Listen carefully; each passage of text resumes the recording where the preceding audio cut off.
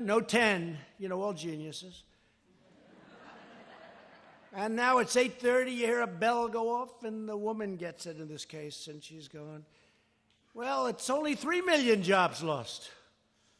And then a couple of seconds later, she goes, wait a minute, this isn't jobs lost, this is jobs gained. And it's almost 3 million jobs gained. And she thought she had a typographical error, and what happened was incredible. And the market went through it, finished very, very high, almost, I guess, around 900 points up. And our stock market is booming, and our jobs are booming. And, you just have to look at a place like this. You just have to get off the plane and ride here, and you see the spirit of Maine and other places. It's amazing. It's amazing. So we absolutely shattered expectations, and this is the largest monthly jobs increase in American history. Think of that. That's a long time, right? By far. I think it's more than double or about double of what our highest was before. So this is the largest monthly job increase in American history. How about that? And we're going to have a phenomenal next year. We're going to have a tremendous couple of months prior to the election on November 3rd. Very, very important date. It's going to be a very important election because the only thing that can screw it up is if you get the wrong president and they raise your taxes and they open up your borders so that everybody pours into our country. COVID or non-COVID, you used to never hear of COVID, but now we have COVID to add to the list of other things. So we have a wall that's over 210 miles long already going up. We'll have 400 miles. 400 miles by the end of the year, maybe more than that, and we'll be finishing it off very early next year with 500 miles of wall in the most treacherous places, and it's been an amazing thing. We're setting records on our border right now for holding people out. We don't want people coming in. We want people coming in through a legal process and through merit, and that's what we're doing, where they can help our country. But economists forecast that the unemployment rate, as I said, would be about 19%, and they were hoping for 20%, the opponents of ours. They'd rather have things be bad so they could try and win an election. So they were hoping it would be 20%. Instead, it's 13%. That was good. That we made up a lot of time, a lot of distance. It's really great. Even I was surprised by this one. This was better than I thought. I thought it would be okay, but I didn't know this. It means we're much ahead of schedule. Don't forget, that doesn't include New York, New Jersey, and many other states. And by the way, your state, when are you going to open the state up? No, seriously. You're going to miss your whole, you do 40 million people in tourism, and you have a governor that won't let you open up. What's she doing? I don't know that much. I just know you're great people. You know what I know about Maine? I know you're great people. But this is like, they say December for Tiffany's. That's their big month, right? This is your time. This is your big month. This is your Christmas in terms of tourism, your dollars. How can you be closed? And I see it all the time. Everybody wants to have Maine open, so I figured I might as well say it while I'm up here. You ought to get the state open, Governor. Open your state.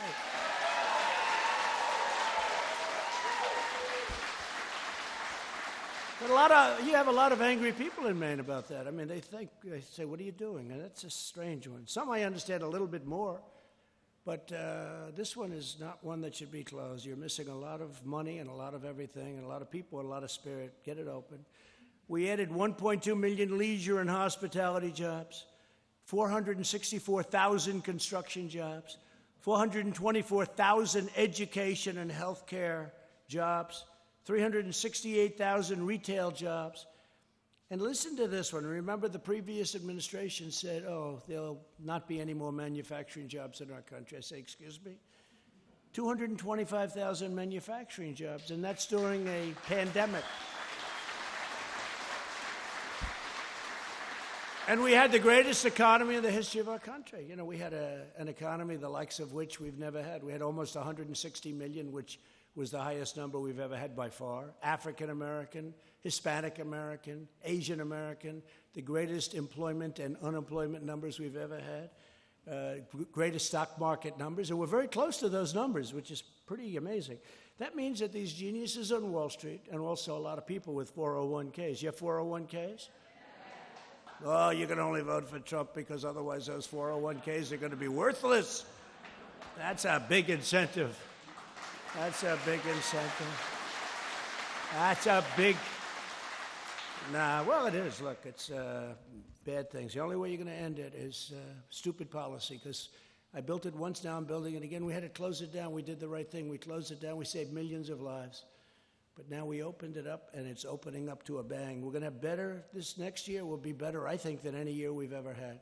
That's how I feel about it. And I've been saying it for a long time, the year coming up. America's economic comeback has begun. The next year is set to be a year, and you got to remember I said it, but it's going to be an amazing year. For you, it's going to be great. Your new site is going to be open. It's a big area that you're building, and your expansion at Puritan. But I'm grateful to your leadership team, including Timothy Templet, Scott Wellman, and David Perkins. Great people, fantastic people. For welcoming us. We have... These are tremendous people. These are great, really loving people. They're doing something very important. When you think about what they're doing, the product is superior. It's terrific. And it's made in the USA, and that's, I shouldn't tell you this, but I use it every other day. I go like this. I say, is that a Puritan, please? No, it's a great product. But we're also joined by Secretary of Health and Human Services, Alex Azar, who's doing a great job. Thank you, Alex. And Secretary of Interior, David Bernhardt. We just left that meeting with David Bernhardt and Peter Navarro, who's right here. Peter, stand on up, Peter. Mr. Congressman, would you please stand up? Come on. We did a thing. We passed a bill together, right? One of the most important things, right to try. Do you know what right to try is? That's where we have the most advanced medical people in the world, labs and everything else, and labs in many cases that you work with. And we have a case where somebody was very sick, and they'd go to Asia, they'd go to Europe, they go all over the world looking for a cure. You know, they were terminally ill or very sick, very ill. If they didn't have the money, they'd go home and die. They'd go home. But we have tremendous things coming along, and yet you have to go through a process of testing. And I said, when we have a situation where somebody's terminally ill or in that category, we want a right to try our labs. They shouldn't have to go to Europe and Asia. They shouldn't have to go to all over the world to look for a cure. And we call it the right to try. You have a right, and it was complex because the drug companies didn't want it because of liability. The country didn't want it because they didn't want to get sued. The insurance companies didn't want it. The labs didn't want it because they didn't want to have anything bad happen to them in terms of what they had to put on. So, you know, on their schedule. So we said right to try. So they have the right to try. They sign a document. They waive the liability. The results, I don't know if you know, but the results have been unbelievable. The results have been absolutely unbelievable. I mean, we've had some great things. So, great. One of the many things we've done, but every person here today is playing a vital role in the greatest national industrial mobilization since World War II. We've marshaled the full power of the U.S. government and U.S. industry to defeat the invisible enemy. And it is indeed an enemy. Should have been stopped in China. Came from China, should have been stopped in China. They didn't do that. We've delivered over 1.5 billion pieces of personal protective equipment to doctors and nurses on the front lines. We slashed through red tape to speed the development of vaccines. The vaccines are coming along incredibly well. Wait till you see. And therapeutics. And we partnered with private sector leaders such as Puritan to build the largest and most advanced testing capacity on the face of the earth, like this one.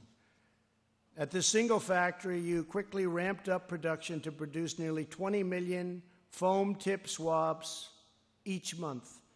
Then in April, my administration invoked the Defense Production Act to help you scale up even more. Under a $75 million public-private partnership, Puritan will soon double production to 40 million swabs per month. That's a lot. That's a lot. That's why we're beating the world. And ultimately, you'll triple production to an astounding 60 million swabs a month, an amazing achievement of American industrial strength. To accomplish this tremendous increase, you partnered with another legendary Maine institution. You've never heard of this, I'm sure, Bath Iron Works, right? Builder of some of the most powerful warships in the United States Navy for over 135 years. They do a great job. Under the Defense Production Act, Bath Iron Works is now producing the complex machinery you need to manufacture tens of millions more swabs. And we're all profoundly grateful to the amazing workers at Bath Shipyard and the executives. They're really working very closely in many ways, including the building of ships. Here at Puritan, you've already hired 200 new employees with full benefits.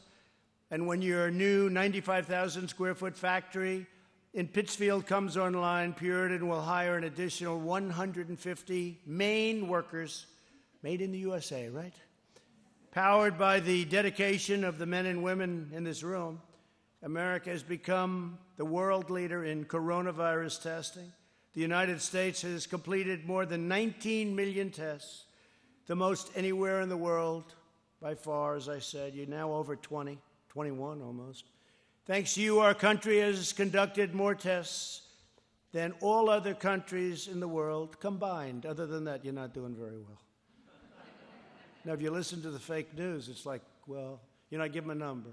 We did 20 million. Why didn't you do 40? Trump should have done 40. If we did 40, they'd say, should have done 100. Ay, what I have to put up with.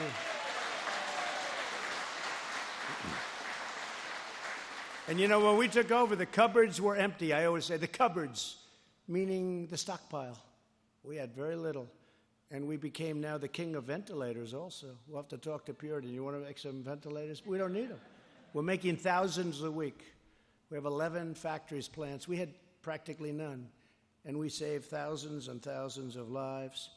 Ventilators are very hard because they're big, they're expensive. I say it's like making a car in a certain way. High technology, right? And we're now making thousands of ventilators a week. And we are at a point where we're actually helping other countries. We're sending ventilators to other countries. Nigeria, 200 ventilators, and then they called, and we sent them 800. We have 1,000 going to Nigeria. Italy, France, Spain, many, many countries. Russia, we're sending some to Russia. It's good for relationship. It's good for everything. And we're knocking them out, and, people aren't able to just, you can do a swab, even though it's not that easy. But a ventilator takes a long time. It's the greatest mobilization, as it said. Greatest since World War II. It's been really amazing. And I'd love the people of the administration, but I'd also like to have our people that work on it, even the people of our country, to get credit for these things. We got geared up. We did so well that you heard about ventilators. There hasn't been one person in the entire country from the beginning of this horrible plague that came in. The plague, it's what it is. There hasn't been one person that needed a ventilator that didn't get it. And we started off from a very low platform. They needed desperately thousands and thousands of ventilators. But when you think of it, not one person, with all of the size of our country and all of the people that were sick, not one person, not one, that needed a ventilator didn't get it. I think it's an incredible achievement to Mike Pence, to all of the people that work in the administration, and to all of the people that went and worked so hard to produce them. Amazing. And the testing, the same thing. We get, whether it's Abbott Laboratories or any of the many plants, Roche, we have this incredible testing capacity. We started off with zilch, nothing. So they've done a fantastic job. The whole team has done a really great job, Peter, wouldn't you say? It's been very amazing. I want to take a moment to recognize just a few of the hardworking patriots, and that's what they are, of Maine, who were instrumental in this colossal effort that you've done at Puritan. Angie Boucher, where is Angie? Come on, Angie, come on up here. She's an operator in Puritan's laboratory kit manufacturing area, where she's been working 10 hours a day, 7 days a week for the health of our nation. She's highly respected. I think she's very good. Maybe I should hire her. Let's bring her back. Let's bring her back to Washington. Please say a few words, please.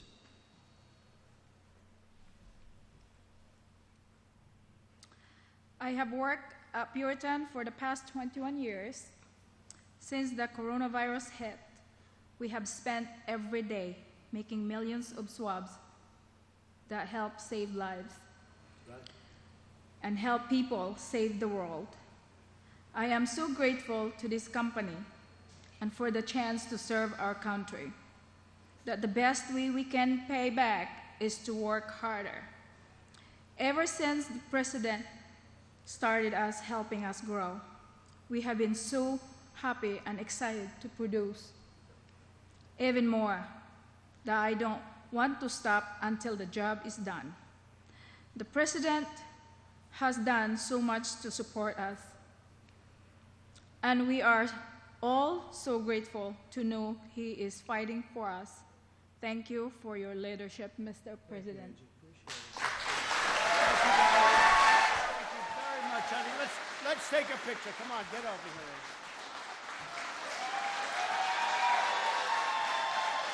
Thank you, darling. I'm not supposed to do that, but it's okay. What am I going to do? Say, Angie. Don't do that, Angie. Thank you very much. Great job, Angie.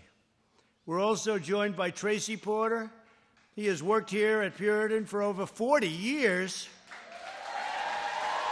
And he's your lead tipping and packaging technician. Tracy, come on up and say a few words, please. Tracy. 40 years. It's too young to say 40 years, I can tell you.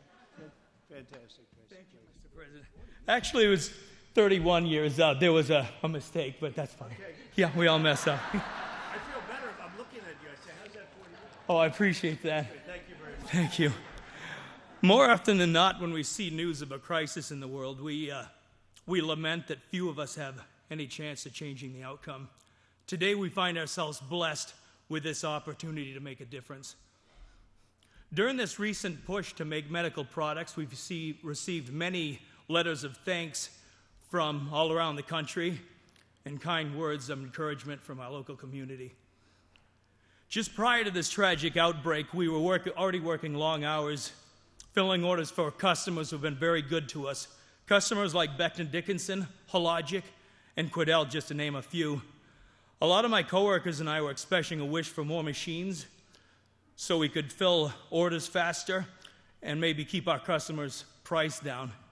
Well, it looks like we're going to have enough equipment now.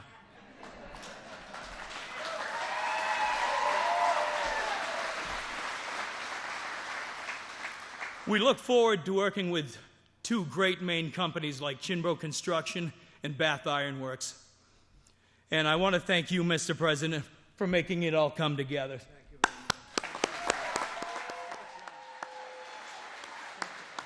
Great job. Thank you very much. He's even 31 years. He's a good head of hair he's got, too. Good head of hair you have. Thank you, Tracy. Keep looking good. Keep looking good. Keep healthy, everybody in here. Keep healthy.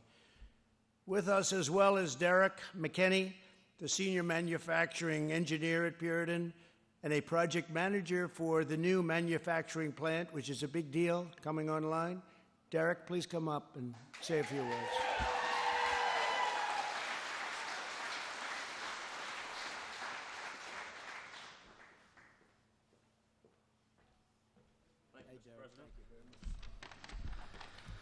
Good afternoon. I'm Derek McKinney, senior manufacturing engineer and second-generation employee of Hardwood and Puritan Medical Products. My mother's been with the company for 35 years, and I spent my childhood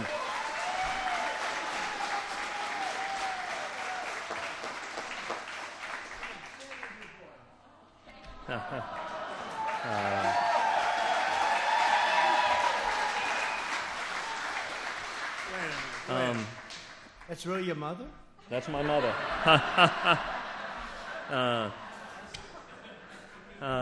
I spent my childhood. I spent my childhood playing in her office, so I've been around since about kindergarten. I was lucky enough to be able to go gain education and experience across the U.S. before returning to my roots here in Guilford, Maine. In the last 3 years, I've been presented with many amazing opportunities to make a difference in the world with Puritan's critical products.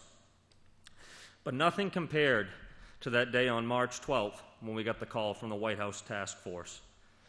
From that day forward, I've been part of a team who's chosen to rise up and serve their country and the American people. We have worked tirelessly around the clock and through the weekends for the last 12 weeks to provide the testing supplies required to keep Americans safe. On July 1st, we'll start production at our second manufacturing facility with the ability to produce 60 million COVID swabs per month.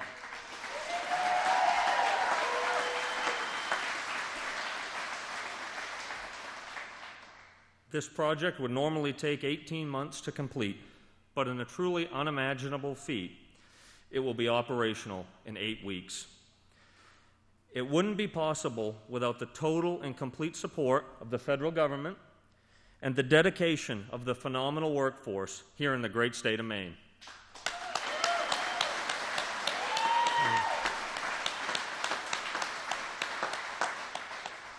This company and all these people are what make the United States of America the greatest country in the world. God bless you all.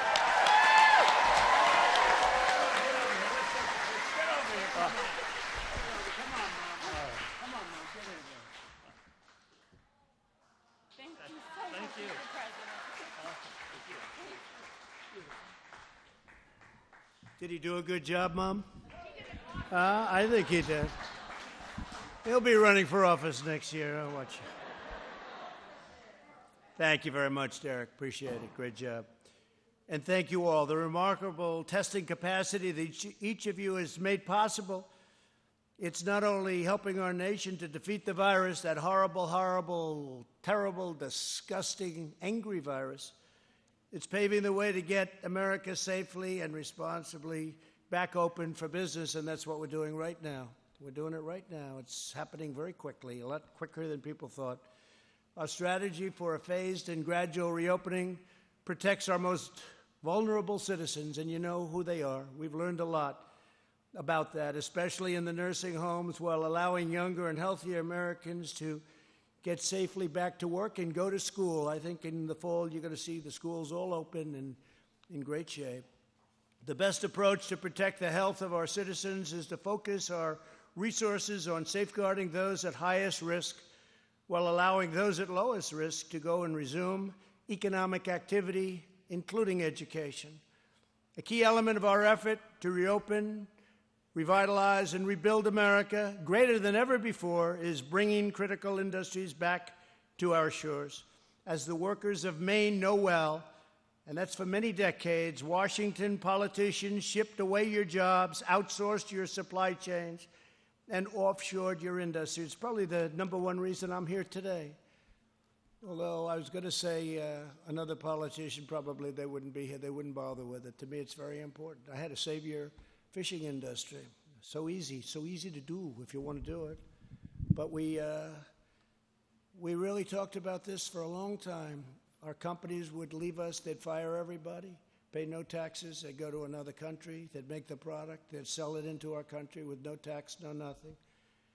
Well, we ended up with no jobs, empty buildings, empty factories. You had them in Maine all over the place. But we're changing all of that. We've made tremendous trade deals now. Tremendous trade deals. The U.S.-Mexico-Canada deal is an incredible deal for our country. And many other deals. We just signed a deal with China, but unfortunately in that case the ink wasn't even dry, and all of a sudden the plague came in.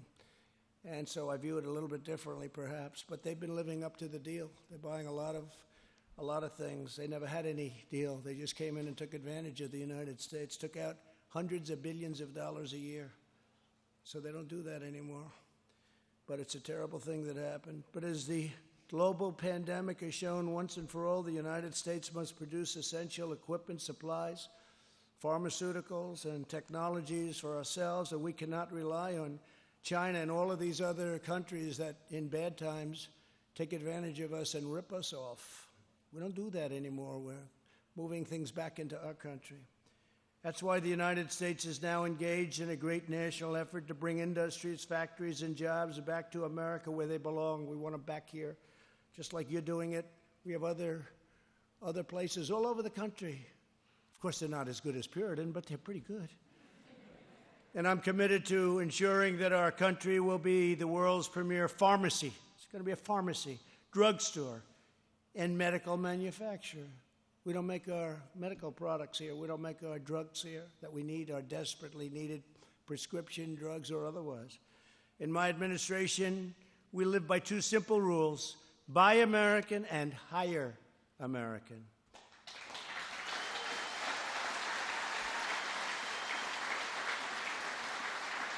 So just in ending, I'd say for centuries the people of this great state have fished the oceans and farmed the fields and worked the factories that have supplied and sustained our nation, and then they went through a very bad time.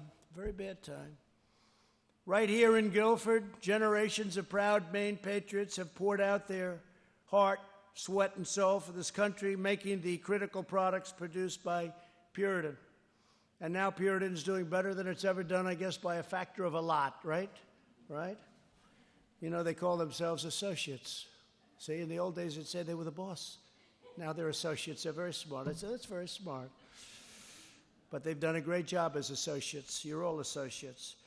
Each of you now carries on this extraordinary legacy and exceptional heritage, serving our nation at this very historic time. This is a historic time.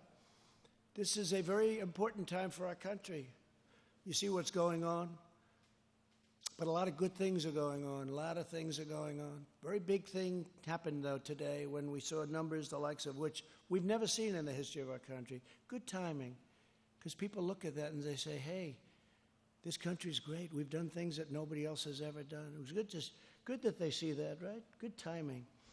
You and your families are making momentous contributions to the vitality of our country, helping us reopen, rebuild, and most importantly, saving lives. The workers of Maine have always been loyal to America, and while I'm your president, this government will always be loyal to you. Just ask your fishing industry, how's Trump doing? Because they can't even believe what happened today. 5,000 square miles of ocean that you couldn't touch. They just wrote it off. President Obama, he signed. You couldn't use it anymore. They took it away. I gave it back. With your help,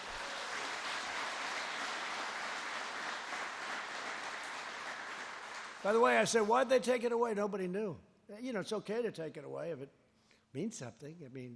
But nobody knew. With your help, we will vanquish the virus, we will get our nation back to work, and we shall build our glorious future with American hands, American grit, and American pride. And I want to just thank all of you for being here. You're very special people. This is a very special place, and it's a great state. And thank you very much. And get that other half, by the way. Get that other half to go with Trump, okay? You I don't have to worry about. And I think they'll be there too, because there's a very, very important election coming up. The most important. It's amazing what's happened, and you've been a big part of it. Thank you very much. Congratulations to everybody. Thank you.